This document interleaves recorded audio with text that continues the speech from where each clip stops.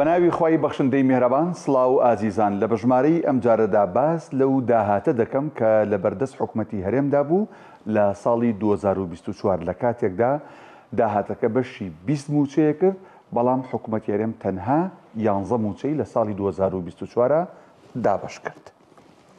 باش بزانین داهاتەکان لە ساڵی 2024 چۆن بووە. داهاتی نەوت 4 تریلیۆن و 706 ملیار دینار زیاتر بووە.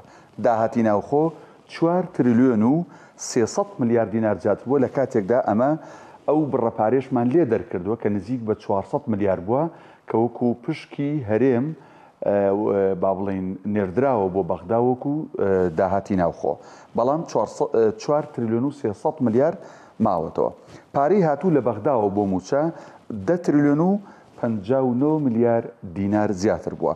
ئەگەر ئەمانە هەموو کۆ بکەینەوە ئەکاتە چەند 19 تریلیۆن و 66 ملیار دینار. ئەی بزانین چەند خرج کراوە بۆ موچە.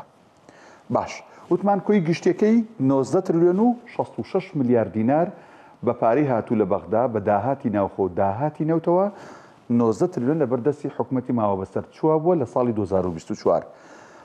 بۆ هەر مانگێکیش نزیک بە 960 ملیار دینار بە تێکڕا پێویست بووە بۆ موچە لە کاتێکا پارەی خرجکراو بۆ موچە لە ساڵی 2024 تەنها 10 تریلیۆن و 579 ملیار دینار بووە. ئەمە پێمانەڵێت نزیک بە 9 تریلیۆن دینار زیاتر ماوەتەوە کە ئەتوانرا 20 موچەی پێدابش بکرێت نەک حکوومەت 11 موچەی دابش کرد و موچەی مانگی 12 دابش نەکرد و خستی ئەستۆی بەغدا وتی بەغدا پارەی مانگی 12 نەناردووە.